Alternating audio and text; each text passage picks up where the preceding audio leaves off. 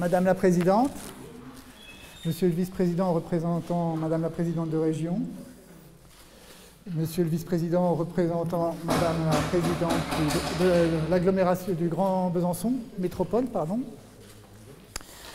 Messieurs les directeurs de l'ISIFC qui sont tous là, Madame la directrice de l'ISIFC aussi qui est là. Bonjour à tous, tous les acteurs de l'ISIFC qui êtes conviés aujourd'hui, étudiants, administratifs, enseignants, merci à tous d'être venus. Donc, avant de commencer, je vais commencer par les remerciements. Ça évitera que dans l'enthousiasme, on vienne à oublier des personnes qui sont importantes pour cette journée. Alors, on devait vous accueillir avec 8 étudiantes de licence professionnelle Infocom de l'IUT, qui malheureusement sont les 8 cas contacts depuis le début de la semaine. Donc, leur projet de toute l'année, qui était cette cérémonie, donc, et malheureusement, pour elles, donc elles ne peuvent pas participer, donc on pense bien à elles, on les remercie, parce que c'est elles qui ont participé grandement à l'essentiel des productions que vous avez vues. Et donc, c'est Manon, Lise, Emma, Odile, Rosalie, Valentine, Lolita et Eva. Et voilà. Merci pour elle. Je remercie aussi grandement donc, toute l'équipe de l'ISIFC qui nous a permis d'en arriver là et justement aussi combler ces trous. Et notamment, plus spécifiquement, notre responsable de com, donc Steven Flores, qui ne dort pas depuis 2 semaines pour assumer cet anniversaire. Donc un grand merci à lui, surtout qu'il est à 60% du temps pour nous. Et il a été bien plus que ça.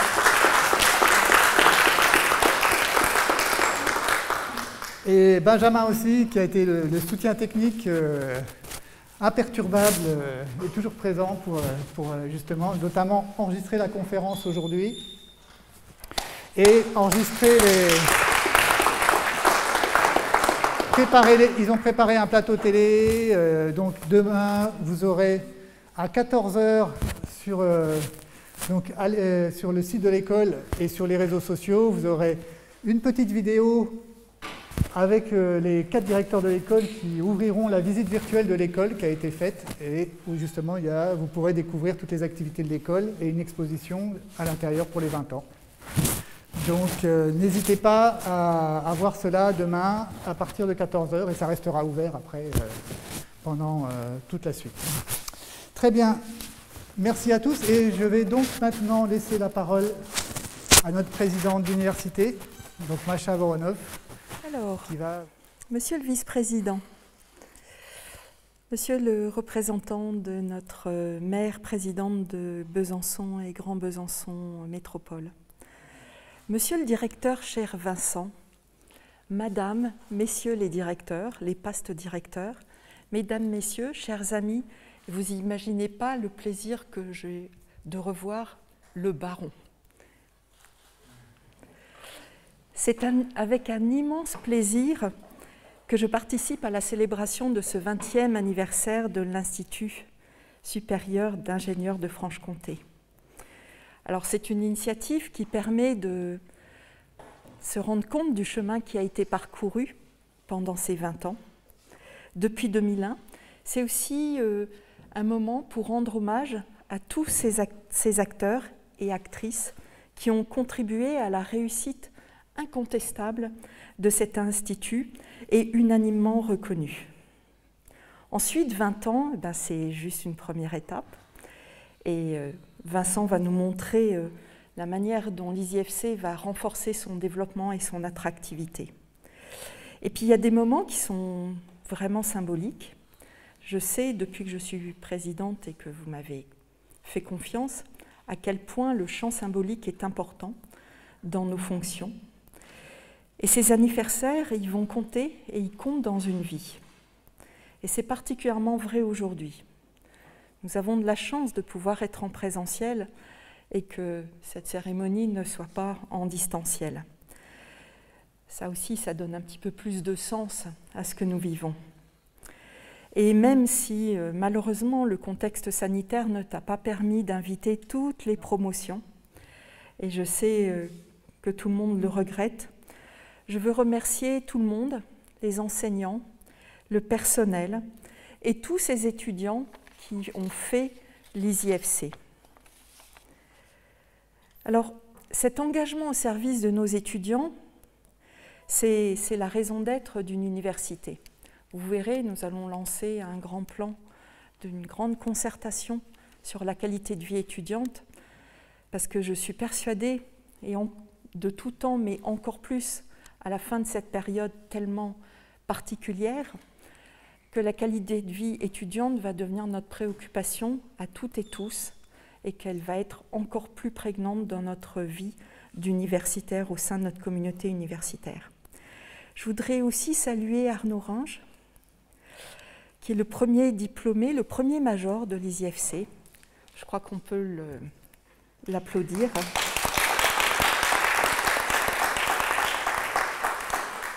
Et Arnaud va intervenir sur un thème spatial et santé.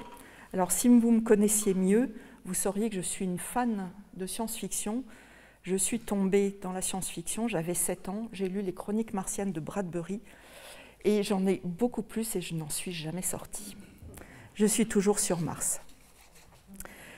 Alors, le spatial et la santé, alors, pour moi qui viens du champ de la santé, je trouve que c'est une très belle synthèse de la formation qui est dispensée ici, à la croisée entre la technologie, la santé, la recherche, et ici, on peut dire que nous montons jusqu'au bout de l'échelle TRL, nous allons jusqu'à la création d'entreprises.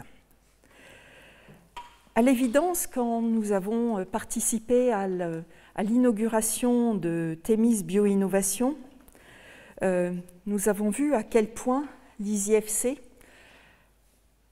la start-up Biotica, avait grandi sur ces 20 dernières années, et votre installation au sein de Thémis Bioinnovation, et nous remercions les collectivités de leur engagement sur ce bel outil pour la recherche en santé.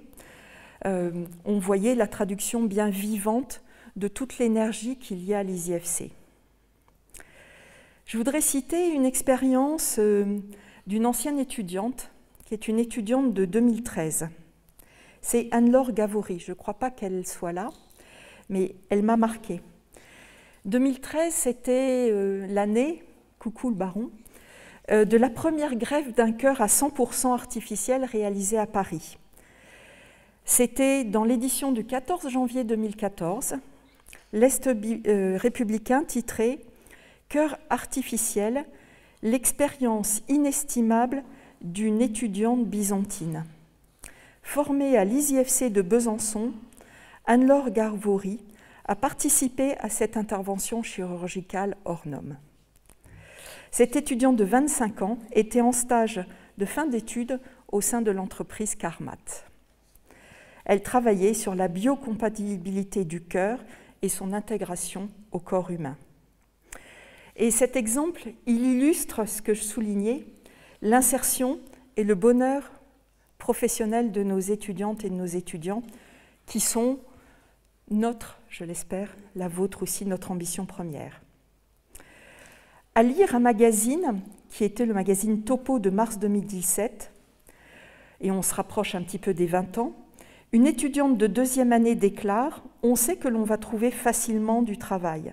C'est quand même sécurisant. » Et, cher Vincent, vous enfonciez le clou dans ce même magazine en indiquant « Notre problème n'est pas d'expliquer aux entreprises pourquoi elles n'arrivent pas à recruter. Pardon, notre problème est plutôt d'expliquer aux entreprises pourquoi elles n'arrivent pas à recruter. » Le cursus comporte beaucoup de stages en entreprise et cette année, nous avons 160 demandes pour 150 étudiants. Nous étions en 2017. C'est peut-être un peu trop confortable pour nous, vous continuez. Ils n'ont qu'à se baisser pour ramasser, vous concluez. Vous auriez presque pu ajouter et traverser la rue pour trouver leur premier emploi. Moi, il ne pouvait pas encore en 2017, c'était à peine trop tôt.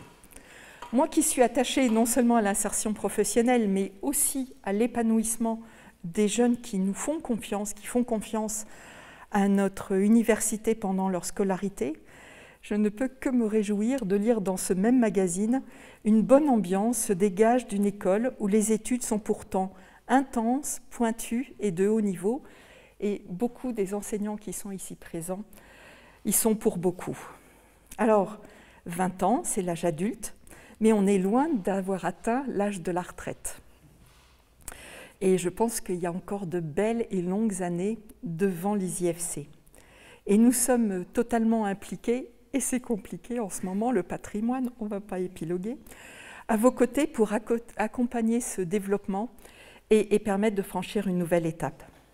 Alors la nouvelle étape, c'est un nouveau bâtiment, merci la région, de 2000 m² qui permettra d'installer l'école à la rentrée 2023.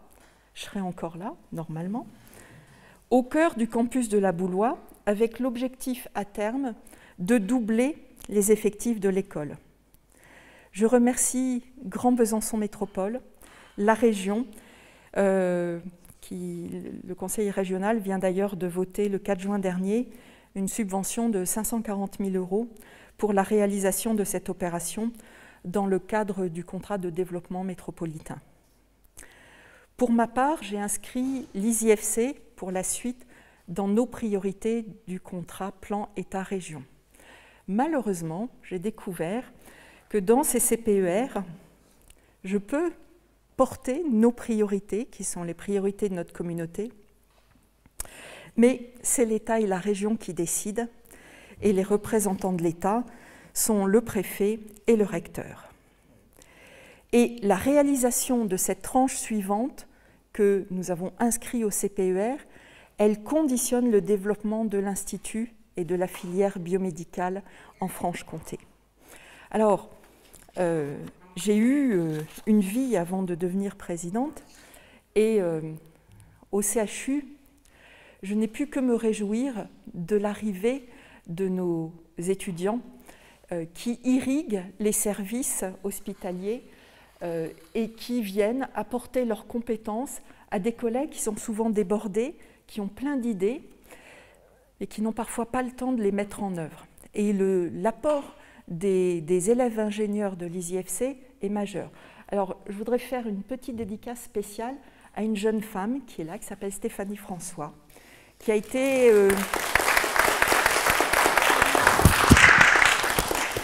Voilà. Donc, Stéphanie François, qui était de la première promotion, je l'ai recrutée à la délégation à la recherche clinique et à l'innovation. Et elle est restée avec moi 10 ans. Bon, Stéphanie m'a quittée, mais bon, elle est pardonnée. Et je sais à quel point Stéphanie s'investit pour que les étudiants puissent trouver des stages au sein du CHU qui leur permettent de s'envoler ensuite, que ce soit dans d'autres entreprises ou que ce soit en créant des startups. Et on ne va pas parler de EOLife, qui est notre petite pépite dont nous sommes extrêmement fiers. Le dynamisme de l'ISIFC, qui a un positionnement très original, et dont les diplômes sont très recherchés, revêt donc une importance particulière. Elle répond aussi aux besoins que formulent les entreprises de trouver du personnel adapté à leurs besoins. Et la mise à disposition de locaux plus vastes, plus adaptés, va permettre le passage de promotion de 50 à 75 élèves ingénieurs. Un doublement de l'effectif des masters internationaux et la création d'une nouvelle filière ingénieur. On reste à la pointe et on essaye d'anticiper, n'est-ce pas Vincent? Cette évolution va conforter l'attractivité internationale et nationale de l'ISIFC et elle conforte aussi le rayonnement de la métropole byzantine, mais plus largement de la région Bourgogne-Franche-Comté. Plus globalement, cette opération s'inscrit dans un projet de transformation du campus de la Boulois à l'échelle de l'agglomération de Besançon, qui est soutenu par Grand Besançon Métropole, soutenu par la région à une très forte hauteur, mais également par le département du Doubs. Et ce campus, je sais, il va être un petit peu compliqué à partir de la rentrée prochaine.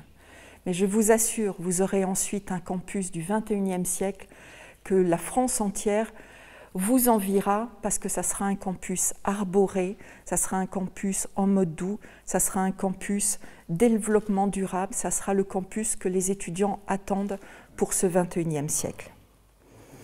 Alors voilà quelques mots, mesdames, messieurs, très chers collègues, très chers amis, que je tenais à vous dire ce soir. Et ça correspond un peu à ce que je pense profondément, explorer le passé pour construire l'avenir. Et c'est bien ce que vous allez faire, je pense, avec votre conférence des étoiles, Monsieur Gringe. Je vous remercie.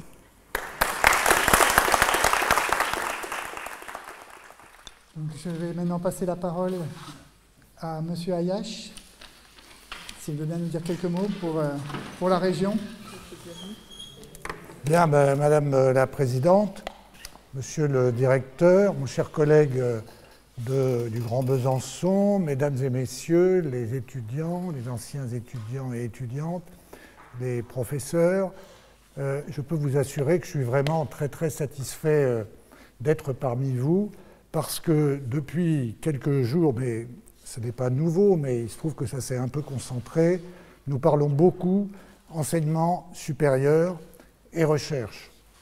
Alors, ce n'est pas par rapport à la campagne qui est en cours, hein, mais c'est simplement parce que nous avons un certain nombre de sujets d'actualité donc, qui tournent autour de ces questions que je considère comme étant fondamentales. Alors tout d'abord, bon anniversaire à vous toutes et à vous tous. 20 ans, c'est formidable. Et puis 20 ans pour une école, on le voit bien, c'est énorme parce que j'imagine que vous avez suivi le cursus de vos étudiants, les constructions futures, les sociétés, enfin j'imagine toute cette richesse qu'on a pu accumuler en 20 ans à Besançon et peut-être dans le monde entier. Alors vous avez beaucoup parlé de la région, merci. C'est vrai que nous avons beaucoup soutenu les projets de l'ISIFC, globalement les projets de l'université et les projets de recherche, donc vous les avez cités, je n'y reviens pas, juste peut-être pour dire deux mots sur effectivement les perspectives d'évolution de cette école avec ce nouveau bâtiment qui va être de 2000 m², je crois, avec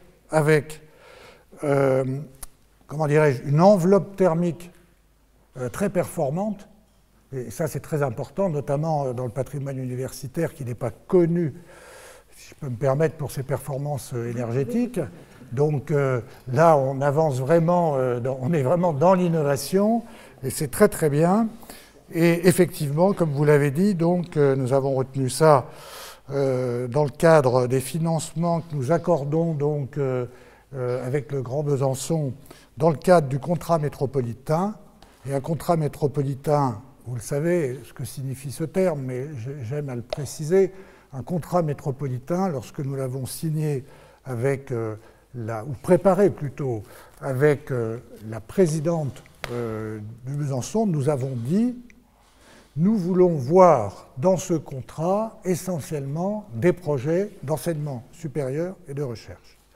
Et d'ailleurs, ce contrat, auquel nous avons apporté une somme importante, 40 millions d'euros, il est consacré à 50 ou 55% uniquement à ces questions qui sont essentielles et aux projets que vous avez tous cités, d'ailleurs, la Boulois et l'ISIFC, entre autres. Donc effectivement, une participation régionale importante, bien au-delà des 50%. Et nous avons rajouté, dans le cadre, comment dirais-je, de notre plan d'accélération de l'investissement faisant suite à la crise que nous connaissons, une tranche additionnelle à l'opération que nous avons retenue récemment, vendredi dernier, pour être très précis d'ailleurs, le hasard du calendrier, pour permettre des travaux complémentaires. Et cette tranche-là, nous la prenons à 100% à notre charge. Hein, je pense que vous le saviez. Voilà. Alors, j'ai noté aussi que les IFC étaient très performantes dans sa réponse aux appels à projets que nous lançons. Et c'est très important, puisque là, ce sont des crédits de fonctionnement, souvent plus difficiles à obtenir. Donc, j'ai noté des appels à projets équipements pédagogiques et numériques, des appels à projets sur la vie étudiante. Ça, c'est très bien, parce qu'il y a un vrai problème lié à la vie étudiante, pas simplement à Besançon, mais globalement dans notre pays, et le soutien aux initiatives des associations étudiantes. Alors, vous avez aussi parlé du contrat de plan État-région. Il se trouve que je suis en charge, pour 2 semaines et demie encore, hein, on verra après, mais du contrat de plan État-région. J'ai bien entendu votre regret, en quelque sorte, de ne pas être signataire, finalement. Pas signataire, oui, mais porteuse. Porteuse. Eh bien, écoutez, je ferai en sorte, mais j'ai bien en tête la liste des projets que l'université a présentés pour le CPER. Je porterai à votre place. Je vous remercie. Voilà. J'ai bien entendu votre regret, et sachez que... Mais je crois que maintenant, c'est devenu universel, ce soutien à l'enseignement supérieur. Je pense que personne ne le conteste plus. Presque personne, on va dire, pour être très, très honnête. J'en parlais récemment, c'est pour ça que j'ai commencé par ça. Je crois que dans cette région, le plus bel investissement que nous pouvons faire pour l'avenir de cette région, si j'essaye de résumer, c'est l'investissement dans la matière grise. C'est ça qui, d'abord, générera tous les progrès scientifiques que l'on peut attendre de vos travaux, bien entendu, mais c'est aussi ce qui générera de l'attractivité pour notre région, qui attirera de nouveaux étudiants, de nouveaux enseignants. C'est un gisement d'emplois extraordinaire. Et je vais vous faire une petite confidence. Je suis aussi en charge des fonds européens, donc j'ai eu l'occasion de venir attribuer des crédits. Je crois qu'il n'y a pas de meilleur exemple de l'utilisation de l'argent public qui nous est souvent contesté. On dit, certains de nos opposants nous disent, vous dépensez beaucoup trop d'argent, et nous assumons le fait de dépenser beaucoup d'argent dans les domaines que je viens d'évoquer et dans d'autres, et je trouve qu'il n'y a pas de plus bel exemple de l'utilisation de l'argent public que celui que nous mettons dans ce qui produira des effets sur le futur en matière de santé, en matière de développement et d'enrichissement. Et ce débat-là, je pense qu'il faut l'avoir. C'est un véritable enjeu pour notre région, et nous sommes convaincus de cela. Voilà ce que je voulais vous dire rapidement. Donc, comme je vous le disais tout à l'heure, poursuivez votre développement, allez-y. J'ai bien entendu aussi l'autre bâtiment, hein, c'est celui-là que vous évoquiez. On l'a dans nos tablettes, hein, oui. Et on va faire en sorte que l'État nous suive. Poursuivez votre développement et nous serons à vos côtés. Encore une fois, joyeux anniversaire, joyeux anniversaire. Merci beaucoup pour ces encouragements. Nous ne manquerons pas de les appliquer, rassurez-vous, parce qu'on a tous envie d'aller plus loin avec cette aventure. Et donc, vous parliez aussi notamment de la vie étudiante. Et il faut savoir que les écoles d'ingénieurs ne naissent pas leur part au Lyon sur cette partie-là, et notamment de manière collective, hein, puisque au travers de Polytechnicum, du BFC notamment, nous répondons justement encore de manière collective à tous ces besoins. Parfait. Maintenant, je vous propose de passer... Ah, il semblerait que j'ai un petit souci. De quoi ? Je frotte le micro avec mon bras. Ben, je vais changer de bras. Ça ira mieux. Donc je vous propose maintenant de faire une petite rétrospective de ces 20 ans, puisque vous avez tous participé, vous avez tous un petit bout de ces 20 ans avec vous, avant de passer donc au clou du spectacle, n'est-ce pas Arnaud? Donc sur la conférence sur... Alors, que j'ai intitulé là « Les dispositifs médicaux pour l'espace et leur impact sur Terre », qui est un résumé en fait du titre d'Arnaud, qui est tout simplement « L'espace et la santé ». Donc, pour faire une petite rétrospective de cette école, On va revenir un peu à l'idée de départ. Donc l'idée de départ, c'était vraiment de dire, on constatait que le monde de la médecine avait des besoins pour s'améliorer, donc pour s'appuyer sur les sciences. Le monde des sciences de l'ingénieur était capable d'apporter des solutions, mais chaque domaine a son jargon de métier, chacun parle avec son langage, et comment faire finalement pour qu'ils puissent parler ensemble de manière efficace pour traduire ces besoins en nouveaux systèmes médicaux. Et donc, la solution, ça a été de former des ingénieurs qui étaient capables d'aller dialoguer avec ces médecins, avec ces chirurgiens, de comprendre les besoins, donc d'avoir une culture de sciences de la vie, de la santé, et traduire ces éléments-là dans des bureaux d'études, et donc d'avoir également cette culture industrielle et technique qui permettent de trouver des solutions à ces besoins. D'où ce diplôme d'ingénieur, donc s'appelant initialement en instrumentation et technique biomédicale, qui est apparu, avec cette notion de double culture qui était essentielle et qui a fondé vraiment l'histoire de cette école. Alors, on est parti d'une double culture, on est aujourd'hui à une quadruple culture, parce qu'on a rajouté les aspects réglementaires et les aspects cliniques qui sont essentiels à tout cet aspect de production de nouvelles solutions. Mais vraiment, on est né autour de cette double culture à cette époque.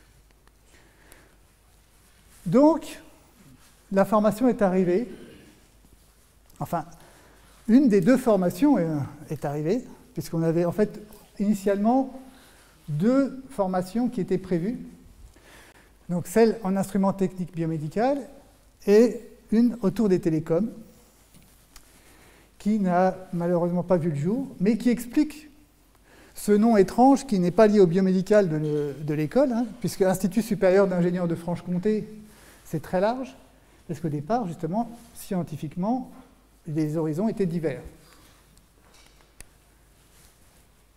Une première accréditation qui a fait suite à un premier dépôt de dossier en 1998.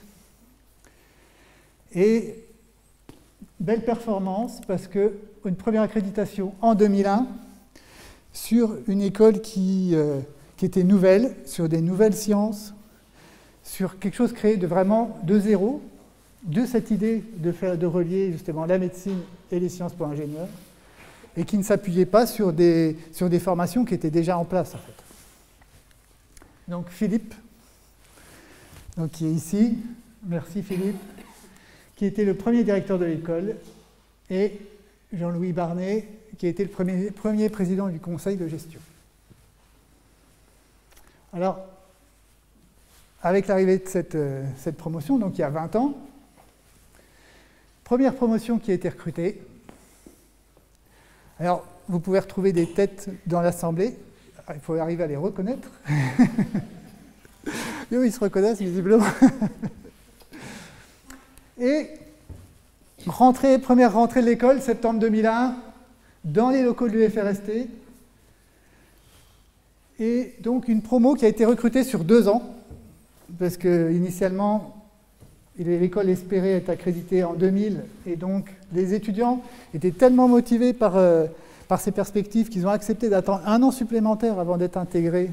Donc en fait, c'est 2 ans de recrutement sur la première promo, et des noms qui ont été forts pour l'école, donc une promo qui a vraiment permis de construire cette école, hein, et s'ils sont là aujourd'hui, c'est pas pour rien, parce que tous les ans, ils me demandaient quand est-ce qu'on fait l'anniversaire des 20 ans. Tous les ans, ils se retrouvent ensemble, ils font au moins un événement ensemble depuis ces 20 ans. Tous les ans, ils font un événement ensemble et ils se retrouvent 1 fois par an. Donc c'était vraiment une promo fondatrice. Et vous pourrez retrouver des noms de ceux qui sont devenus enseignants ou qui ont marqué les esprits de l'époque. Il y a aussi, ça a été finalement des premières associations. Donc l'ADE, donc l'association des étudiants, qui a démarré en 2002, et l'association pour un biomédical humanitaire, qui est devenue Humabio, d'année suivante. Donc je remercie encore les associations qui font vivre aussi beaucoup l'école et qui participent énormément à l'école. Et on a les présidents des associations ici aujourd'hui, merci à eux. Et première cérémonie officielle, l'inauguration de l'école qui a eu lieu en 2002 dans cet amphi-là, d'où la raison de ce retour finalement dans ces murs. Merci Pierre Joubert donc, de l'UFRST pour nous avoir accueillis pour faire cette cérémonie ici aujourd'hui. Et ça a été évidemment les premières remises de diplômes, les premiers galas en 2004, forcément 3 ans après l'arrivée dans l'école.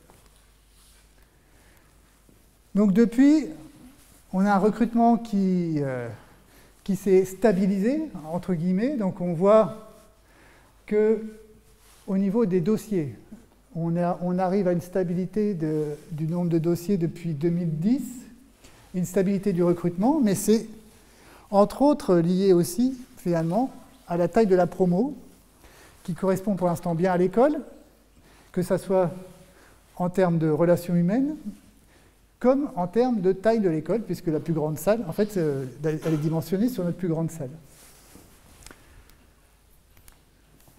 Et on a donc aussi l'augmentation des arrivées par les concours, avec des places qui arrivent depuis les concours d'école prépa. Initialement le concours Archimède, qui s'est transformé en concours Polytech, qui est aujourd'hui le concours E3A Polytech. Et on voit de plus en plus d'engouement par ce concours-là aussi pour l'école. Ça veut dire qu'on commence à être reconnu. On commence à avoir des listes d'attente de plus en plus longues d'étudiants qui sont donc en prépa et qui espèrent rentrer chez nous. Donc vous voyez, au niveau du recrutement, on a une stabilisation. Donc on retrouve cette stabilité depuis 2010 sur ces promos de 50, donc 150 étudiants dans l'école en gros, avec un petit trou qu'ont connu toutes les écoles de France, parce qu'il y a eu un trou sur le recrutement sur le concours à l'époque. Mais voilà, on arrive toujours à être finalement, c'est par la sélection, toujours de plus en plus stricte, qu'on recrute toujours autant d'élèves, puisqu'on a de plus en plus de demandes tous les ans pour rentrer chez nous. Alors, cette formation, elle n'a pas toujours été identique, il y a eu beaucoup d'innovations. Et la première des innovations, ça a été, Macha nous en a parlé, ça a été Biotica, qui, quand on explique un peu ce que c'est, on met toujours un peu de temps, parce que c'est une entreprise universitaire, c'est un module de formation, c'est le projet de fin d'études, on a toujours beaucoup de qualificatifs, parce que ça rassemble énormément de choses. L'essentiel qu'il faut en retenir, c'est que c'est surtout la mise en pratique d'un point de vue industriel au sein de l'école pour faire son projet de fin d'études. Donc Biotica, qui a eu le premier prix d'innovation pédagogique au CETSIS, donc en Belgique, c'est ça, à Bruxelles, qui a été donc reconnu, qui a été quand même certifié ISO 13485 et la certification des dispositifs médicaux en 2012 pour 3 ans. Donc la certification n'a pas été renouvelée pour des raisons économiques, mais on est toujours sur les mêmes schémas. Et on compte bien maintenant pour revenir à cette certification. C'est important pour nos clients au sein de Biotica. Et qui aujourd'hui s'est installé avec l'ensemble des projets de fin d'études de l'école dans ce nouveau bâtiment au plus près de l'établissement français du sang, au plus près du CHU, au plus près de la fac de santé, pour aller justement développer, avec 200 mètres carrés au sein de ce bâtiment, pour aller développer des nouvelles solutions pour les entreprises qui s'y installent également. Donc ça, 2006, naissance de Biotica, qui s'est transformée, qui a évolué. 2007, on commence à avoir l'habilitation pour nos premières VAE, donc validation d'acquis d'expérience. Donc peu d'écoles acceptent de le faire, parce que c'est un investissement de l'école, c'est une volonté de l'école. Économiquement, ce n'est pas rentable pour l'école, ça prend beaucoup de temps, mais on pense que c'est important de pouvoir justement qualifier des gens qui, dans un milieu professionnel, ont le niveau pour l'être. Et en 2007, il y a aussi l'officialisation du terme génie biomédical, où là, finalement, il y a une reconnaissance de ce terme-là, et c'est depuis 2007 que c'est apparu, avec notamment le réseau génie biomédical, le réseau GBM des écoles, qui sont justement autour de cette thématique. 2008, première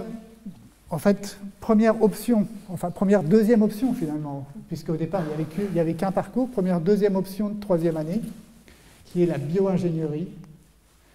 Donc avant il n'y avait que l'aspect biomécanique qui était développé, biomécanique électronique de manière générale.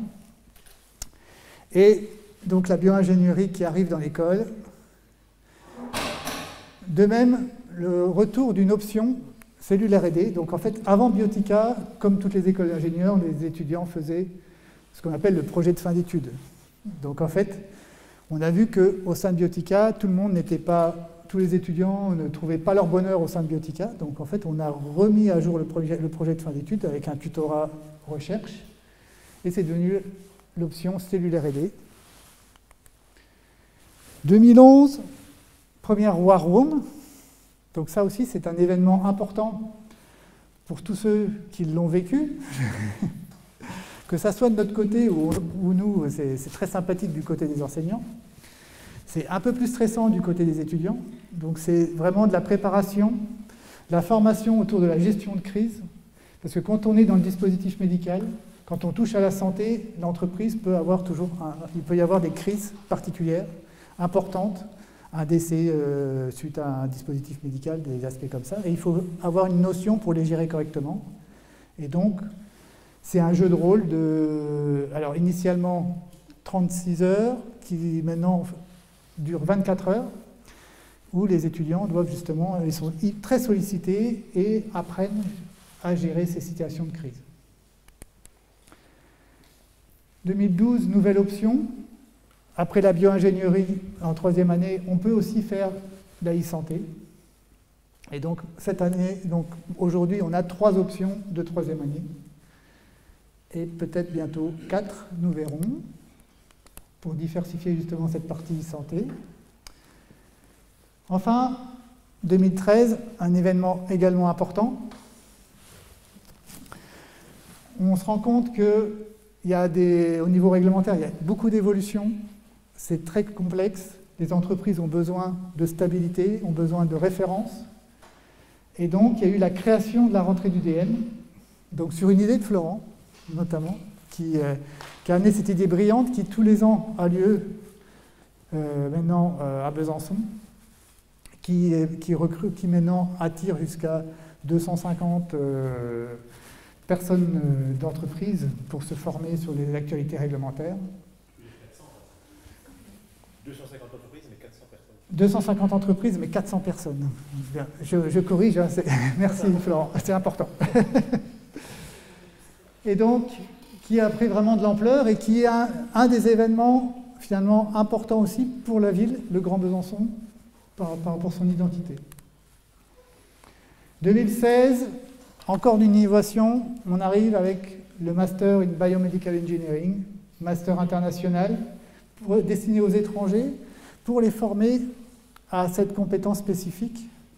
Donc, donc c'est une formation en anglais totalement, destinée aux étrangers pour pouvoir les former sur cet univers du dispositif médical.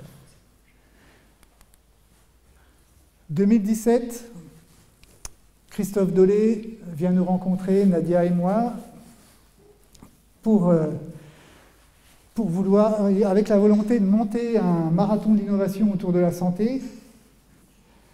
Donc on dit Banco, on fait partie du groupe qui a créé le Hacking Health, qui maintenant est un vrai événement régional qui attire toutes les écoles de la région et qui permet de développer des solutions vraiment pertinentes, qui débouchent sur des entreprises et qui maintenant a fait ses preuves.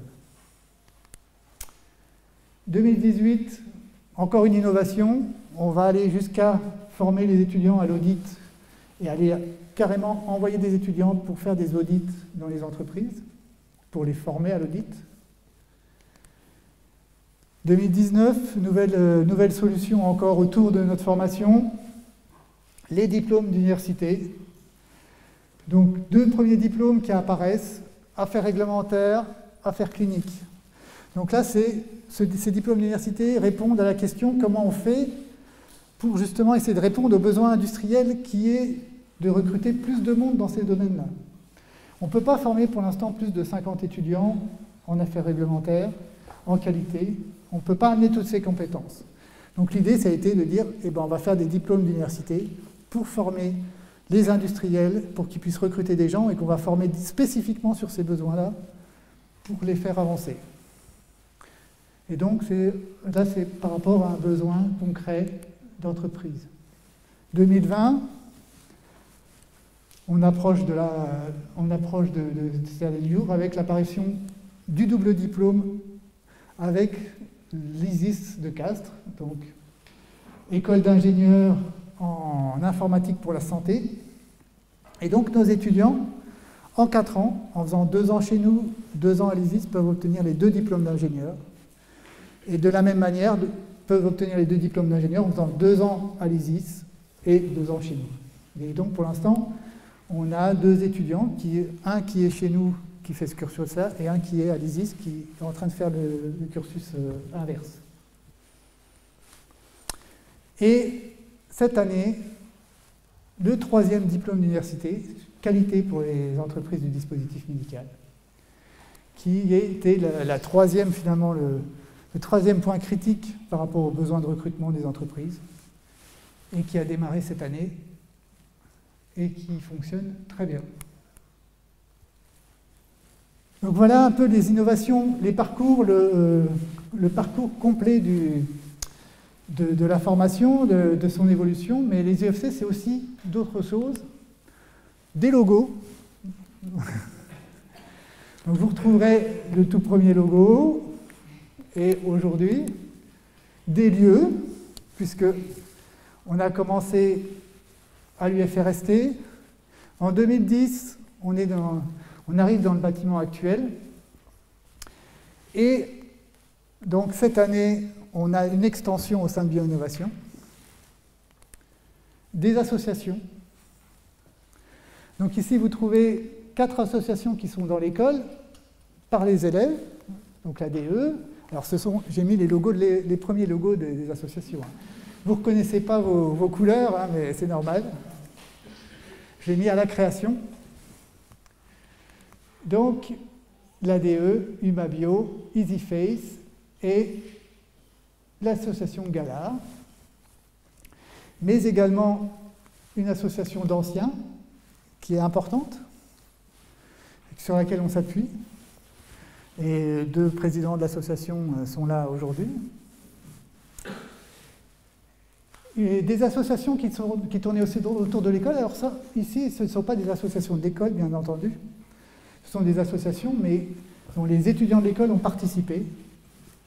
Et notamment, on a eu récemment des étudiants qui étaient élus au Bureau national des étudiants ingénieurs. Donc pour une petite école comme la nôtre, c'est quand même pas négligeable. Et des associations aussi d'écoles, puisque, comme je le disais tout à l'heure, à travers le Polytechnicum, qui maintenant est un pôle du BFC, donc toutes les écoles d'ingénieurs du BFC travaillent ensemble pour répondre à des problématiques.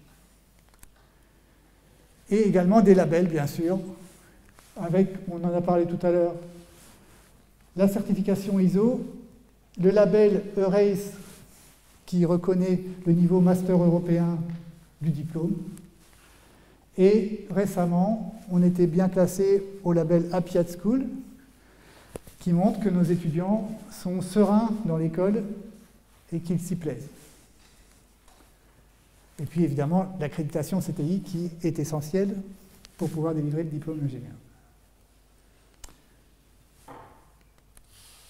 L'ISFC, c'est aussi des étudiants entrepreneurs, avec des étudiants pépites, dont un est ici d'ailleurs. Vous le reconnaîtrez, il est sur une des photos. Même avec un masque, on le reconnaît.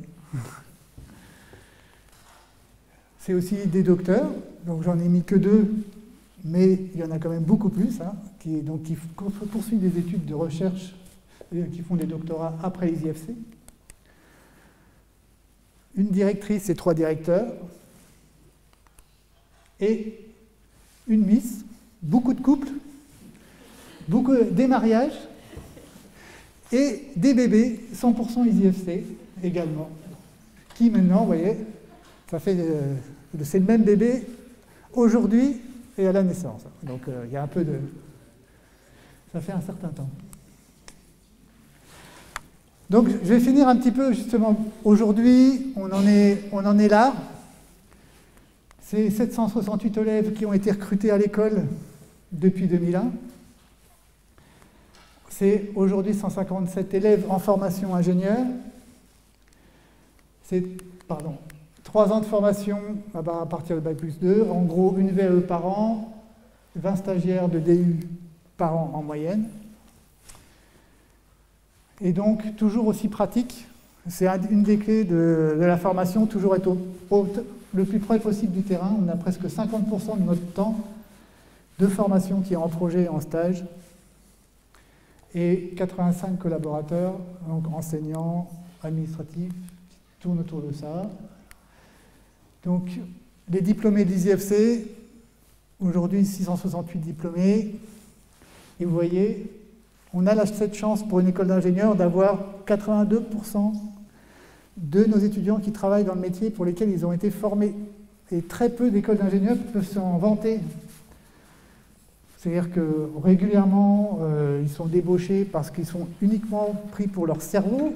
Pour nous, ils sont pris pour leurs compétences. 24% des ingénieurs diplômés EasyFC sont en Franche-Comté, Bourgogne-Franche-Comté. Donc ça irrigue aussi beaucoup le territoire. Et important, 2/3 des ingénieurs diplômés EasyFC sont des femmes sur les dernières promotions. Donc si on regarde justement l'évolution des diplômés, on voit que le départ était sur une formation qui était plus masculine que féminine, et petit à petit, on voit que de plus en plus, ce sont les filles qui règnent sur le diplôme EasyFC, puisqu'on a 2/3 de filles, en gros, pour 1/3 de garçons. Et demain, donc maintenant, demain, on en a parlé, Masha Voronov en a parlé, monsieur également, le vice-président, on a parlé. Demain, c'est ce nouveau bâtiment qui nous permettra de voir un peu plus grand. Capacité de 300 élèves, 2000 m², en effet, avec cette extension dont on parlait tout à l'heure, possible pour pouvoir justement finaliser complètement le programme. Un amphithéâtre modulable qui permettra de passer de cours en groupe de travail très facilement. Et donc cette possibilité de développer une nouvelle filière. L'idée n'est pas de faire des promos de 100 étudiants, de perdre notre identité familiale qui est essentielle pour nous. La proximité entre chacun est importante, et donc il ne faut pas perdre cette proximité. Et plutôt que de grossir les rangs simplement en multipliant l'effectif, de le faire intelligemment en proposant des options diverses. Et donc ce magnifique projet qu'on attend pour la rentrée 2023 et qui donc est avec l'aide évidemment de l'université, du Grand Besançon Métropole, évidemment la Bourgogne-Franche-Comté, la région, qui abonde pour beaucoup dans ce programme, et le département. Très bien, maintenant que je vous ai endormi, je vais laisser Arnaud vous réveiller. Donc,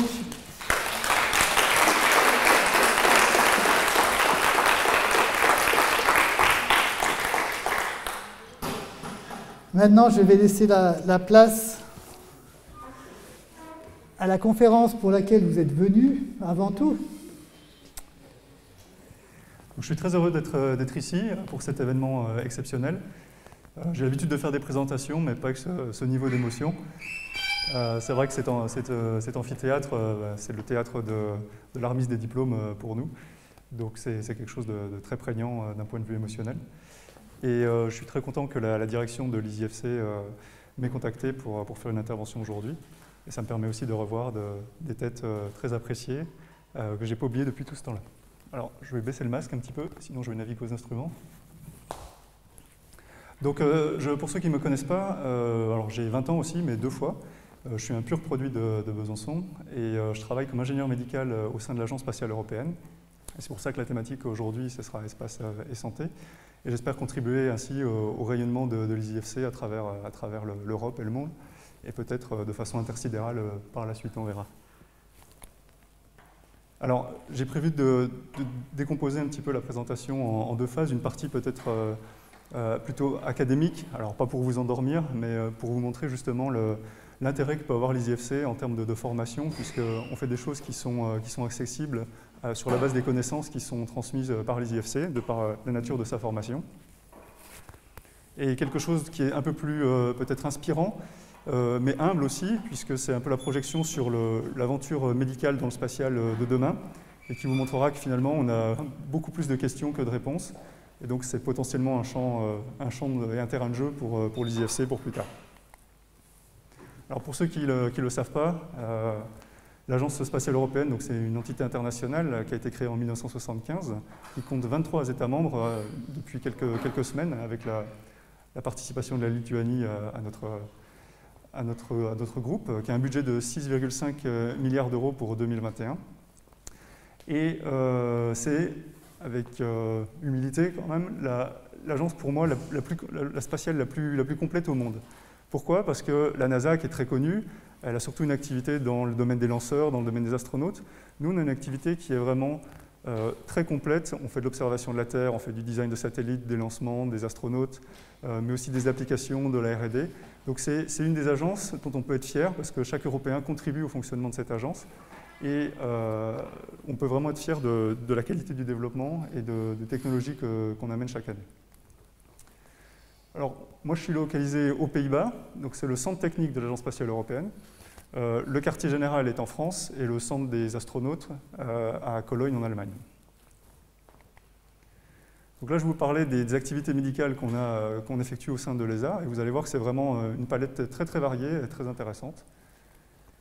Alors, santé et espace, en fait, les 2 thèmes sont liés et on peut les approcher par 2 angles bien différents.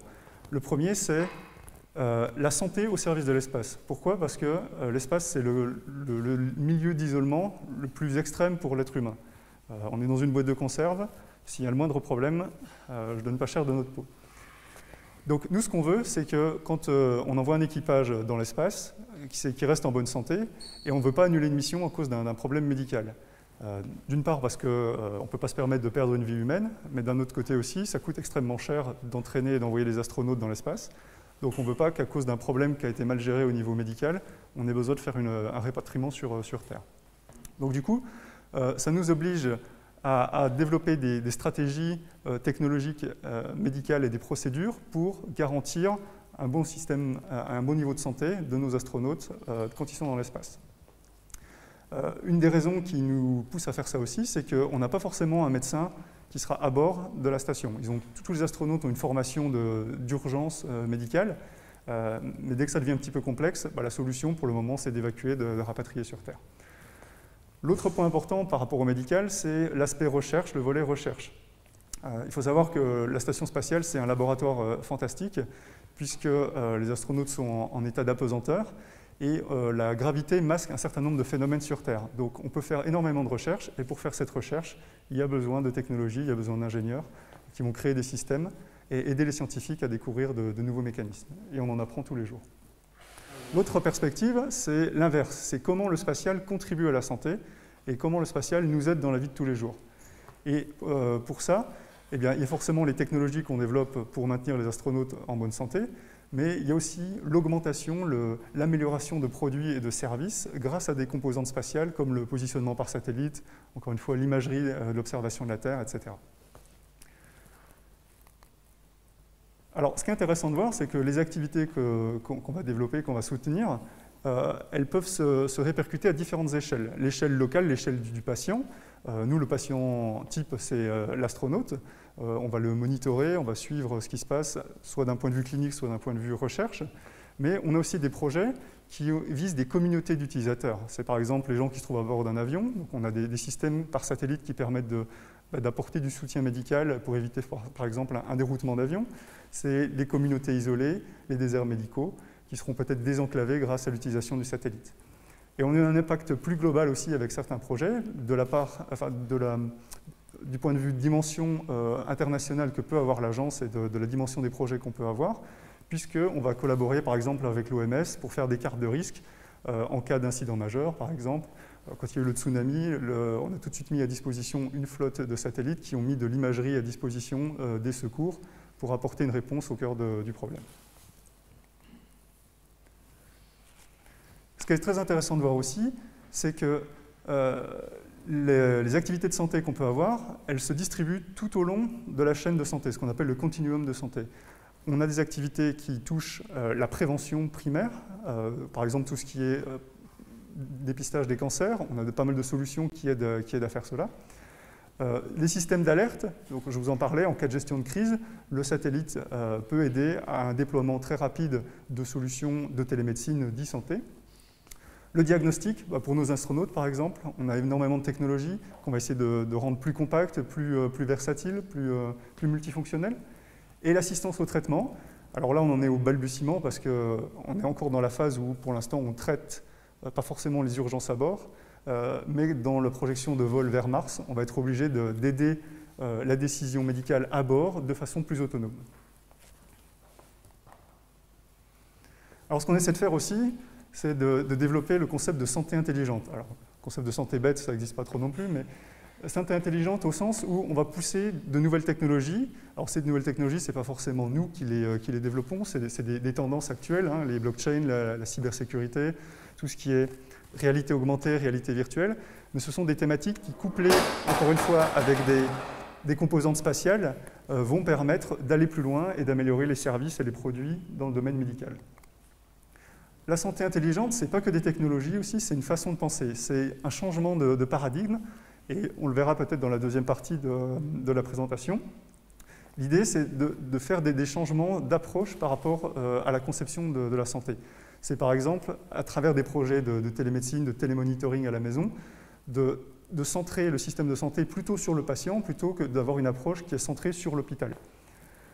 Gérer plutôt la prévention et le maintien de la bonne santé, plutôt que d'attendre d'être malade. Donc ça, c'est une inversion de la pyramide des soins, où on s'aperçoit finalement que la plupart des ressources sont dépensées pour soigner les gens qui sont plus malades, alors que la plupart des gens qui sont en bonne santé pourraient peut-être aussi bénéficier de ces avancées et rester en bonne santé avant de tomber en phase plus aiguë de la maladie.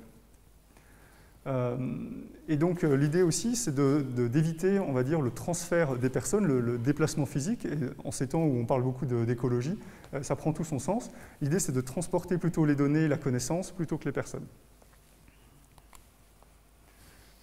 Alors, une partie de nos activités, et ça représente à peu près 40% de mon travail, c'est de la R&D médicale. Donc, c'est trouver des nouvelles solutions pour être toujours plus performant dans le maintien de la performance et de la bonne santé de l'astronaute. Et on a différents exemples, et là, encore une fois, on voit que la formation EasyFC permet vraiment d'être à l'aise, puisqu'on a de la modélisation software, on a de la robotique, on a de l'électronique, on a de la biochimie. C'est vraiment toute une palette qui est présentée, représentée dans les cours de l'IFC. Et à titre personnel, moi, je n'ai jamais eu aucun problème pour avancer sur quel que soit le type de projet qui m'était présenté. La santé, c'est aussi la capacité à rester en vie et performant. Alors, comme je l'ai dit, la station spatiale, c'est une espèce de boîte de conserve où dehors, il y a des conditions qui ne sont pas forcément très accueillantes pour le corps humain. Pour rester en vie, il va falloir manger, il va falloir boire, il va falloir gérer ses déchets. Et donc, on a des activités qui gèrent aussi tout ce cycle vertueux, on va dire. Et l'idée, c'est qu'il y a une interface entre l'environnement et l'homme et sa santé.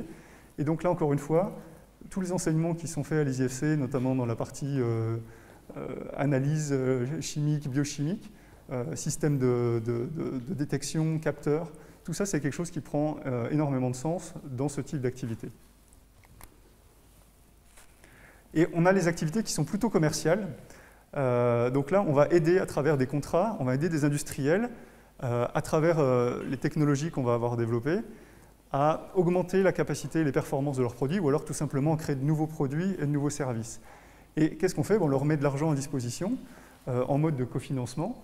et on va leur dire, écoutez, si vous nous proposez un projet de santé qui a des utilisateurs bien définis, avec l'utilisation de certaines composantes spatiales, qui sont listées ici, pas de problème, on va vous soutenir et on va vous aider à devenir autonome financièrement.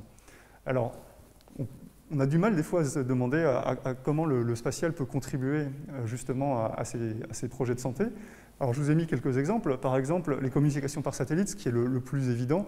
Je vais parler de la gestion de crise tout à l'heure, mais pour désenclaver des villages en montagne, pour tout ce qui est environnement mobile, le satellite fait du sens.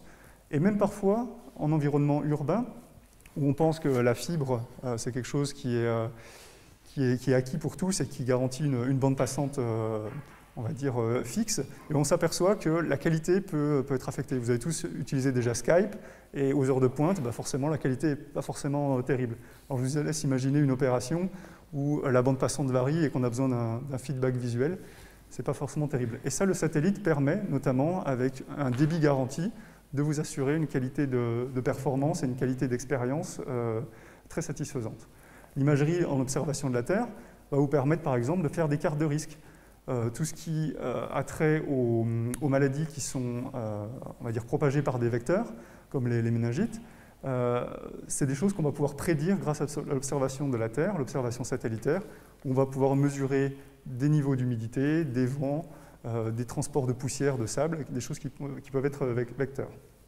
La navigation par satellite, ça permet aussi également de faire du tracking, d'envoyer des ambulances au bon endroit avec des applications sur les téléphones. Ça va permettre aussi de faire une certification croisée des données pour éviter, par exemple, les pertes ou les pertes d'images, les pertes de données, ou les attributions à un mauvais patient. On a eu des projets sur le dépistage du cancer du sein, où finalement, le transfert d'images, on s'apercevait qu'il y avait, je crois, 10% des images qui étaient attribuées au mauvais patient. Avec un géotagging, donc une référence où la personne fait son examen et avec son dossier patient, ça a permis de réduire les pertes à 0%. Et évidemment, donc, il y a les technologies qui sont issues des vols habités, donc par exemple l'échographie à distance. Donc, on a développé ce système parce que l'échographie, ça reste une technique qui est très, très demandante, très contraignante à réaliser pour des gens qui ne sont pas forcément experts dans le domaine. Même pour les experts, déjà, c'est déjà un petit peu dur. Donc l'idée, c'était de développer ce système où on déporte un petit peu l'exécution du geste. Et on a réalisé cette expérience avec Thomas Pesquet sur sa première mission Proxima. Et c'est un transfert de technologie qui s'est fait pour, encore une fois, désenclaver certains milieux dans des zones rurales, par exemple, ou pour aider des hôpitaux secondaires qui n'ont pas l'expertise chez eux. Donc, au final, on a quand même eu pas mal de réussites commerciales, et ça, c'est important à souligner, parce que souvent, on a déjà ce déficit d'images dans le domaine de la santé et du spatial, où on pense que le satellite, c'est très cher, donc ça va anéantir, on va dire, les bénéfices, et ça ne permet pas aux entreprises de se développer. Ce n'est pas le cas, les prix du satellite descendent énormément, et on voit que quand on dimensionne bien ces activités, on est capable d'avoir des choses qui sont vraiment très intéressantes. Donc on a eu pas mal de projets ces dernières années qui ont vraiment très bien marché.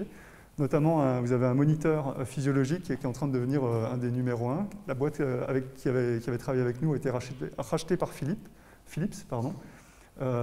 et ils sont en train de devenir leaders sur le marché avec ce système. Donc, en conclusion de cette première partie, ce qu'on peut dire, c'est que le médical, même si ça reste une partie, on va dire, de très faible volume à l'agence par rapport à toutes les autres activités, c'est quand même quelque chose de très marquant, notamment pour le citoyen européen qui finance l'Agence spatiale européenne à travers ses impôts, à hauteur d'1 ticket de cinéma par an.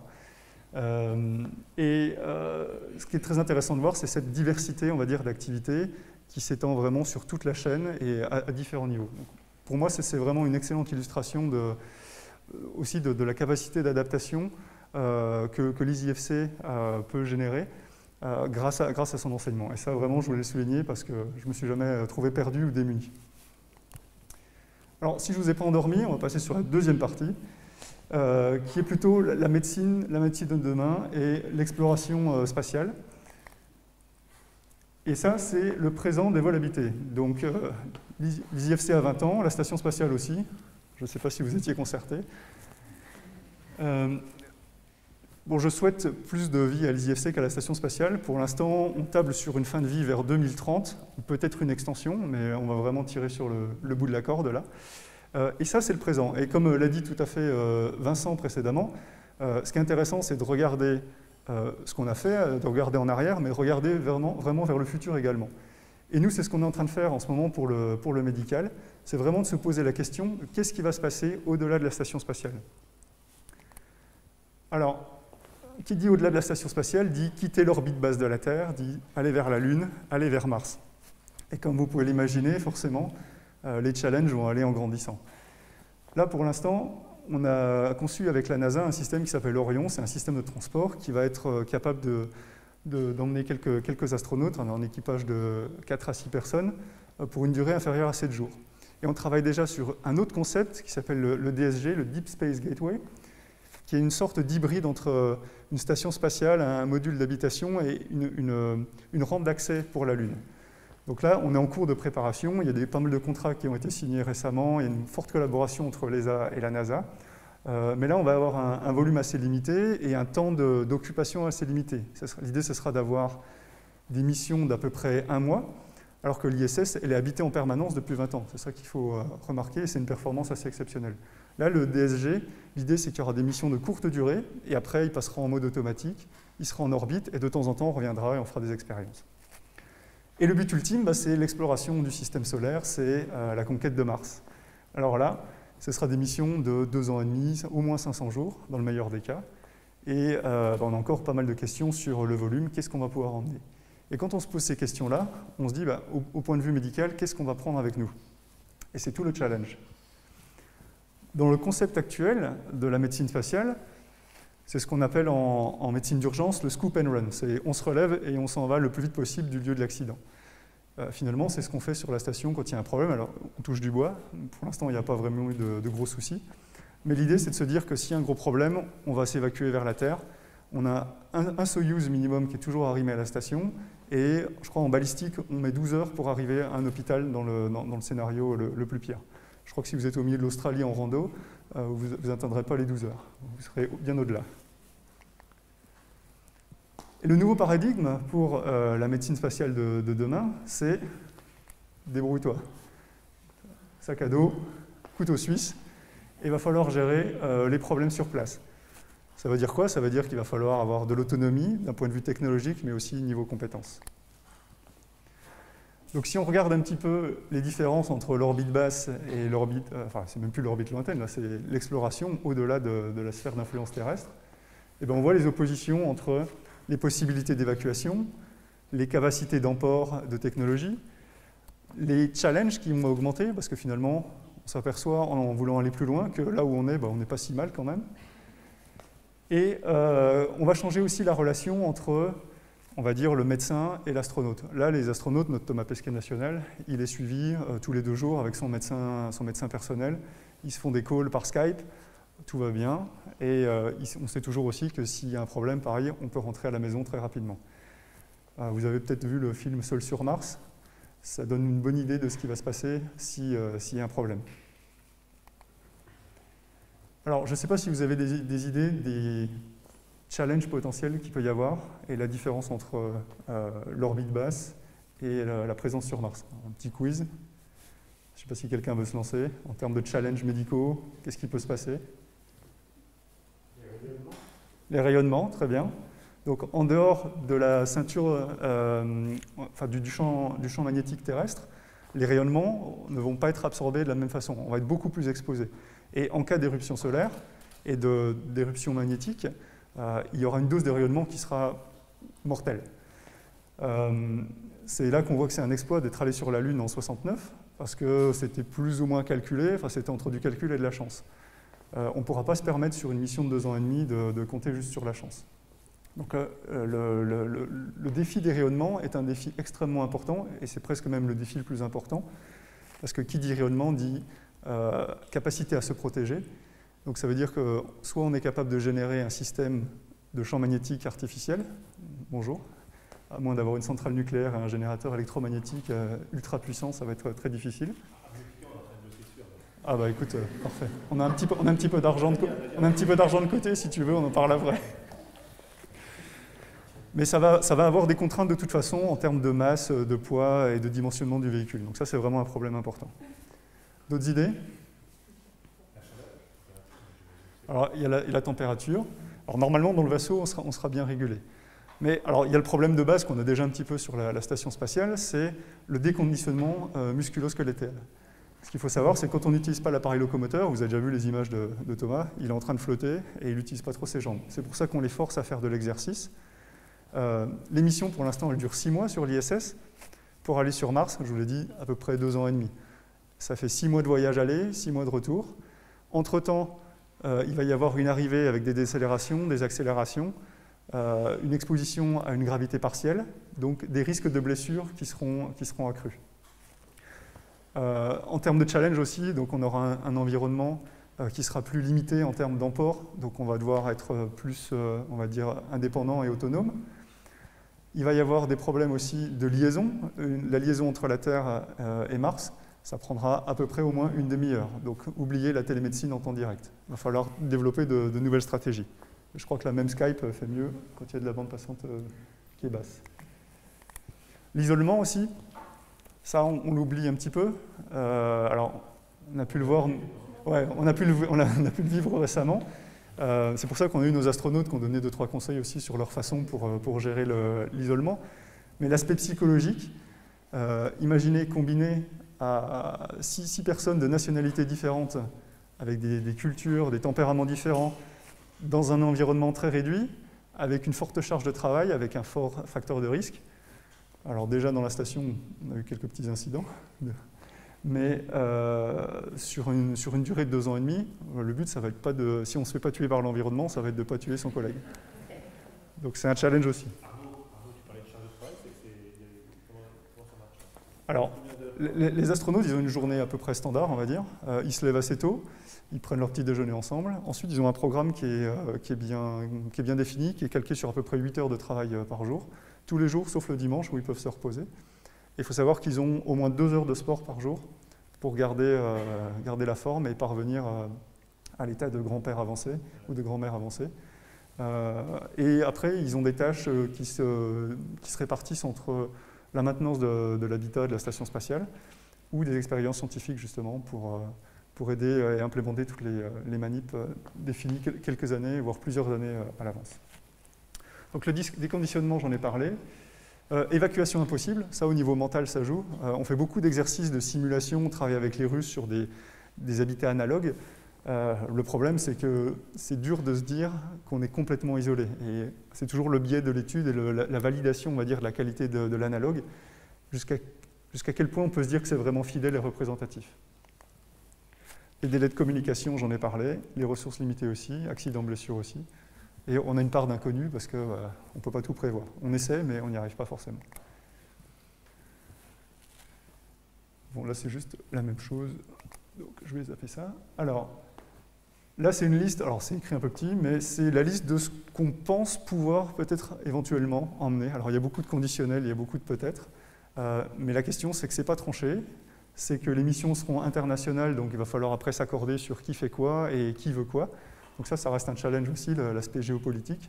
Mais ce qu'on sait à peu près, c'est que voilà, il va falloir surveiller les fonctions vitales, on va devoir être capable de gérer les urgences. Alors, on voit souvent des propositions qui arrivent chez nous pour financer des projets, pour faire de la chirurgie de l'œil ou mettre une prothèse de hanche. Ça, il faut oublier, quoi. L'idée, ce sera de la médecine d'urgence, stabiliser, essayer de garder le bonhomme en vie et puis de le ramener. Ça sera vraiment ce qu'on essaiera de faire. Les aspects radiation, donc ça on va essayer de bien le gérer aussi. Les systèmes d'analyse de biologie, donc ça va être important. Tout ce qui est assistance, maintien de compétences, ce qu'on se met dans l'idée là, c'est que probablement sur les équipages martiens, il y aura un médecin, mais qui aura un profil un petit peu couteau suisse aussi, donc un médecin plutôt urgentiste. Mais ça veut dire que ça pose la problématique, qu'est-ce qui se passe si le médecin est le patient? Donc là on est un peu embêté. Et le médecin, s'il n'a rien à faire pendant 2 ans, il va forcément perdre un petit peu de ses connaissances, de ses aptitudes. Donc l'idée, ça va être d'être capable aussi de gérer de l'assistance, soit dans l'exécution de l'acte, soit dans le rafraîchissement des connaissances. Donc vous voyez, il y a quand même pas mal de défis et je pense que ça c'est intéressant aussi pour tous les gens qui vont travailler dans le milieu médical et qui souhaitent proposer des solutions pour nos problématiques spatiales. Donc j'espère pas mal de futurs IJFC ou des IJFC actuels. L'intégration. Je vous ai parlé de l'aspect multifonctionnel parce qu'on a beaucoup de contraintes en termes de poids, de dimension. L'idée c'est d'arriver à regrouper en un seul équipement le plus de fonctions possibles. Donc, je vous parlais de ce système de monitoring tout à l'heure, qui est un de nos grands succès.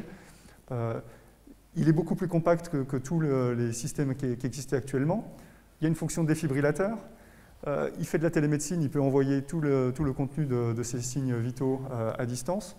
Il peut servir de hub pour d'autres plateformes, donc il peut s'interconnecter avec d'autres systèmes médicaux. Donc pour nous, c'est vraiment un couteau suisse et c'est vraiment quelque chose qui est intéressant. Donc l'idée, c'est d'arriver à avoir le plus de systèmes de ce type-là, qui vont nous permettre de gagner en volume et en masse. Parce que juste pour info, 1 kg égale 20 000 € à satelliser. Et ça, c'est pour l'orbite basse. Pour Mars, ça sera beaucoup plus cher. Autre façon de répondre à ces défis, la miniaturisation. Ici, vous avez deux exemples de tomographes à cohérence optique. Donc, c'est des systèmes pour mesurer ce qui se passe au niveau des yeux. Et là, on a notre astronaute allemand, Alexandre, qui fait un fond d'œil. Et l'idée, c'est d'arriver à des systèmes lab on the chip, donc qui seront vraiment beaucoup plus compacts. Alors peut-être avec des performances moindres, mais finalement, nous, ce qu'on ne veut pas, on n'a pas besoin d'aller chercher des choses vraiment infinitésimales. On veut juste avoir un diagnostic pour savoir à peu près où on va. Donc l'idée, ça va être de faire encore une fois du compromis et de la miniaturisation pour arriver à embarquer le plus de choses possible.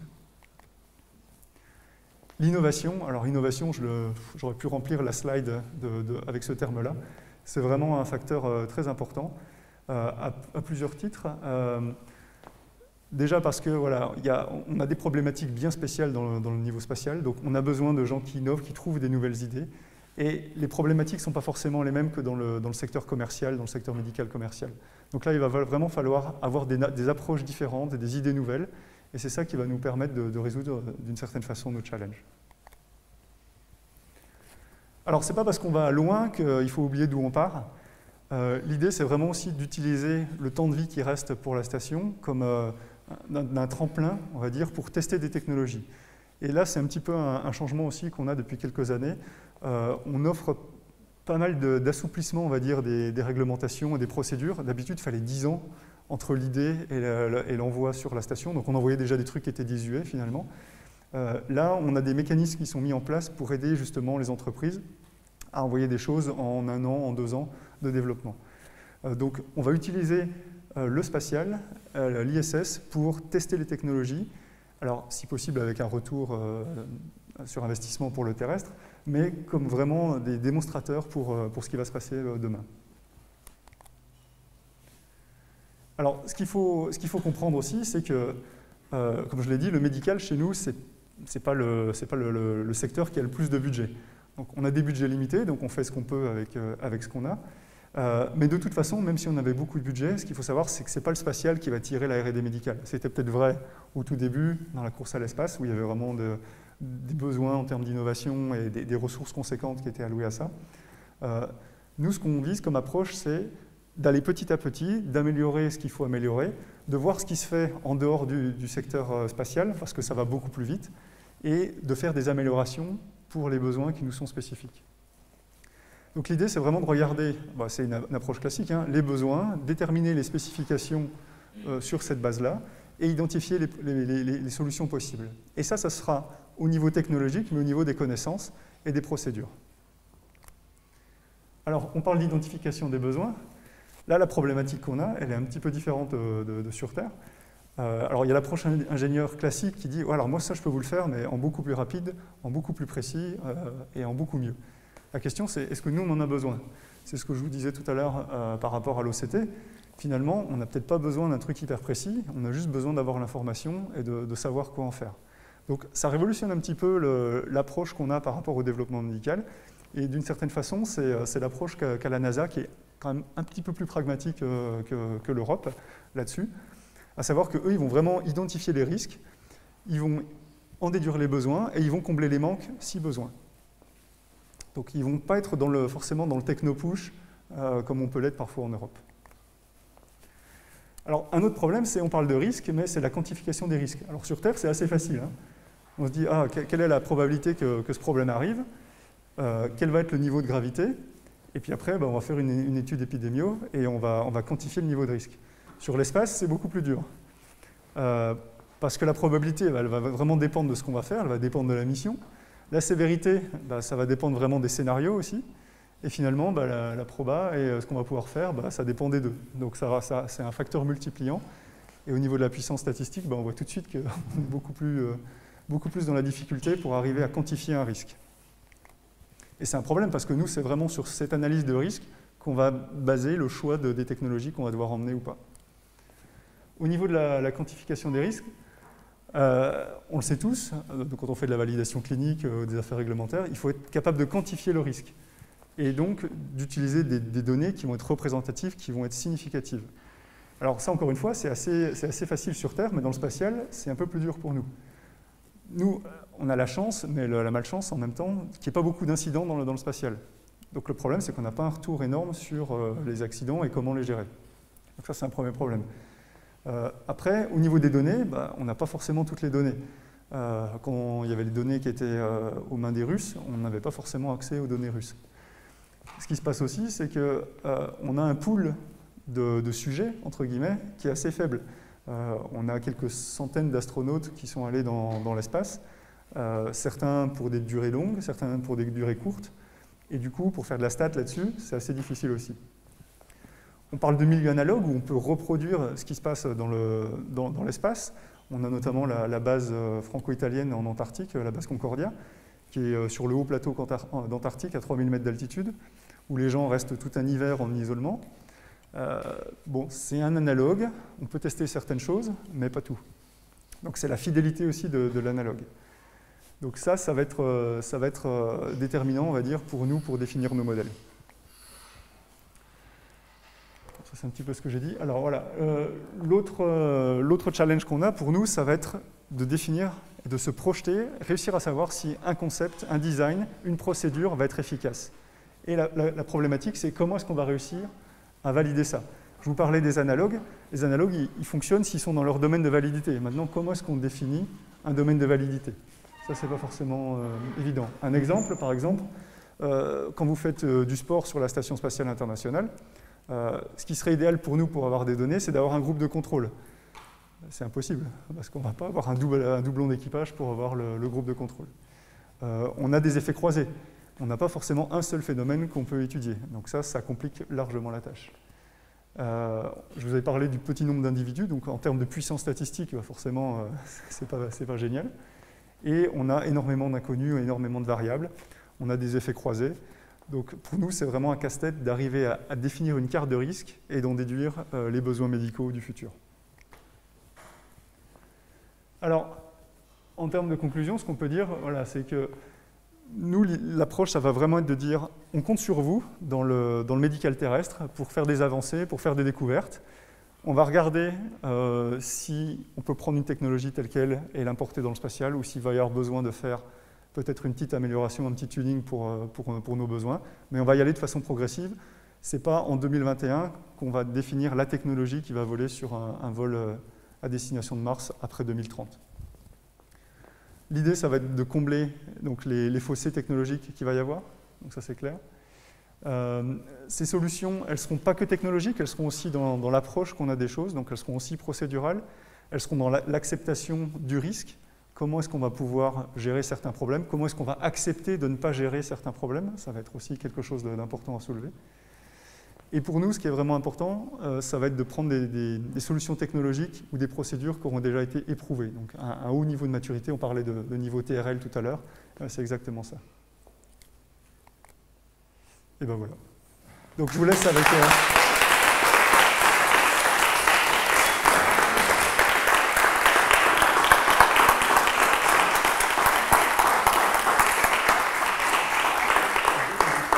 Je vous laisse avec toutes nos questions. Donc si vous avez des réponses, je vous donne ma carte, il n'y a pas de problème. Et si vous avez des questions vous-même, je serai heureux d'y répondre. J'ai une question pour toi, Arnaud. Dis-moi. Tu vas te retrouver 20 ans en arrière. Oula, tu veux dire comme là? L'OCT que tu as montré, en gros, c'est un dispositif unique. C'est un dispositif unique. Oui. C'est pas très fort. Comment vous le validez? Il n'y a pas de marquage CE, là, tu vois ce que je veux dire? Non, mais c'est un point super important. Ah ouais. C'est vous qui vous auto-validez le dispositif, du coup? Ça va dépendre vraiment des cas. Dans la plupart de nos activités R&D, on passe par un comité d'éthique et on a une espèce de dérogation qui dit que c'est dans le cadre d'une expérimentation technologique validée par un comité d'éthique qui va nous permettre d'éviter d'avoir à faire un marquage CE. Maintenant, ce qu'on voit, c'est que... alors, c'est pareil quand on va voler sur la Station spatiale internationale. Souvent, on va faire voler des prototypes. Donc ça, c'est plus pour les démonstrateurs technologiques. Et on va encore utiliser, c'est un peu ce tour de passe-passe pour éviter les problèmes réglementaires. Maintenant, ce qu'on voit, c'est que sur les appareils qui sont plus destinés à faire des opérations cliniques, vraiment là, le défibrillateur et le système, ce qu'on va voir, c'est que ce sera souvent des systèmes qui seront marqués CE, et on fera des modifications minimes juste pour le rendre compatible avec les standards spatiaux. Et donc, même s'il n'y a pas d'équivalence, on va dire, directe entre les tests et les normes ISO et les normes spatiales, on a quand même pas mal de passerelles, ce qui est couvert par l'ISO. Il y a souvent le pendant en termes de safety pour tout ce qui est payload chez nous. Je ne sais pas si ça répond à ta question, mais il y a des ponts. Donc, qui c'est qui donne l'autorisation d'utiliser et de le mettre dans le... Vous avez une Alors, cellule toute activité médicale chez nous passe par des boards, des comités d'experts. Donc pour l'ESA, c'est le ESA Medical Board. Donc c'est des médecins, des ingénieurs qui ont cette capacité à valider et qui ont cette fonction un peu d'éthique. Et quand on va sur la Station spatiale internationale, là j'ai le moniteur là, que je vous ai montré, c'est un de mes projets qui va y aller là, dans les 2 prochaines années. Il faut qu'on passe par le Medical Board de l'ESA, le Medical Board de la NASA, et le Medical Board conjoint et la NASA. Donc on a au moins 3 Medical Boards qui doivent certifier qu'il n'y a aucun danger et qu'on sera en règle avec les standards. Et ce qui prévaut dans l'espace, c'est le standard spatial, ce n'est pas le marquage CE. Par contre, le fait d'avoir un marquage CE, ça favorise et ça allège énormément le processus.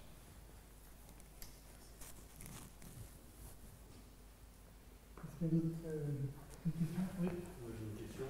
Du coup, là on voit bien les liens qu'il peut y avoir entre l'espace et la santé. Mais comment vous êtes retrouvés à travailler du coup pour l'Agence européenne de l'espace? On peut témoigner qu'il y a déjà beaucoup de volonté. Il était déjà motivé, le gars. Ah ouais. Il était déjà motivé, en fait. Bon, alors c'est une bonne question. Alors c'est un mix de choses. C'est un mix de chance, c'est un mix de réussite et d'échec. Moi, à la base, ce qui m'intéressait, c'était l'aviation. Je voulais être pilote de ligne, j'ai pas réussi. Donc je me suis orienté vers ma deuxième passion, qui était le médical. Mais j'ai toujours eu en tête l'idée de vouloir rejoindre les deux mondes et faire des passerelles, parce que j'étais persuadé qu'il y en avait. Donc quand les IFC s'est créé, je me suis dit, tiens, c'est un bon moyen, je vais refaire un truc que j'aime de toute façon aussi, qui tourne autour du médical. Mais il y avait quand même cette idée qui trottait derrière la tête. Ensuite, j'ai vraiment eu la chance d'être dans une super promo, qui était la promo numéro 1, avec une équipe pédago qui était vraiment au top.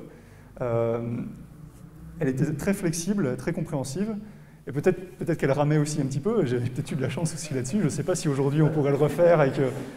Mais quand je suis allé voir Philippe Picard, j'ai dit « Ah, moi j'aimerais bien faire mon stage de deuxième année, stage en laboratoire, et un projet pour voler en vol parabolique. » Il m'a regardé, il a fait « Ok ».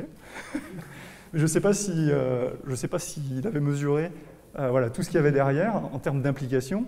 C'était aussi une opportunité pour l'école, mais je ne sais pas si ça pourrait se refaire maintenant dans les mêmes conditions, quoi.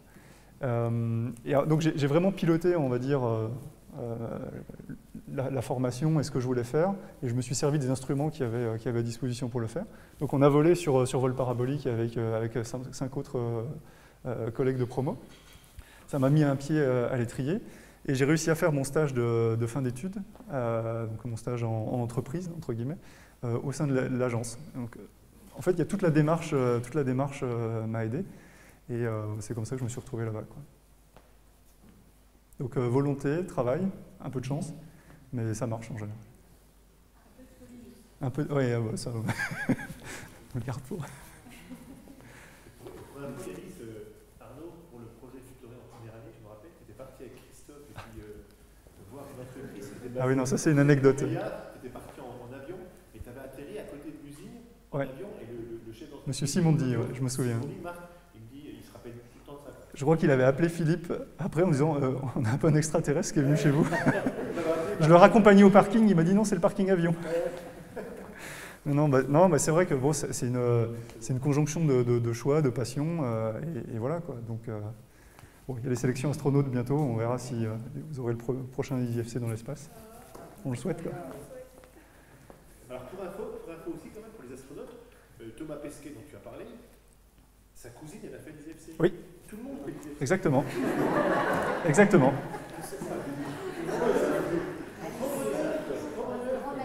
Alice, tout à fait. Ouais.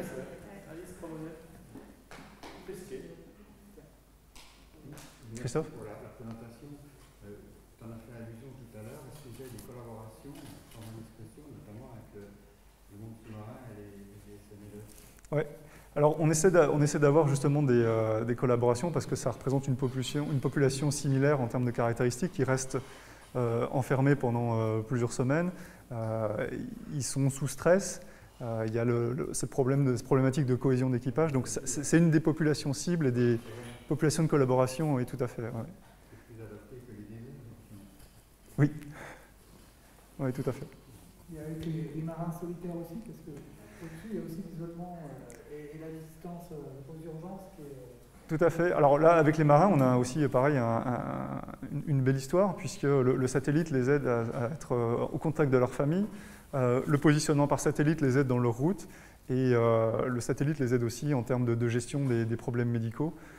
Il y a eu pas mal d'histoires, là, justement, où on a pu retrouver des marins qui étaient tombés à l'eau grâce au satellite. Et ça c'est vraiment des messages aussi qu'on cherche à passer, parce que c'était une des faiblesses de l'Europe. Maintenant, grâce à Thomas, on arrive à parler un peu plus du spatial tous les jours. Mais le spatial est dans notre vie quotidienne et on ne s'en rend pas forcément compte. Et ça, c'est vraiment un message très important parce que voilà, il nous aide au quotidien dans la navigation pour regarder l'Euro de foot avec les transmissions par satellite, le GPS, la météo, tout ça. Et dans le domaine de la santé, il y a énormément aussi d'innovations et de bénéfices qui viennent du secteur spatial. On a bien trouvé avec les microtechniques dans la région. Vous avez d'autres questions? Non?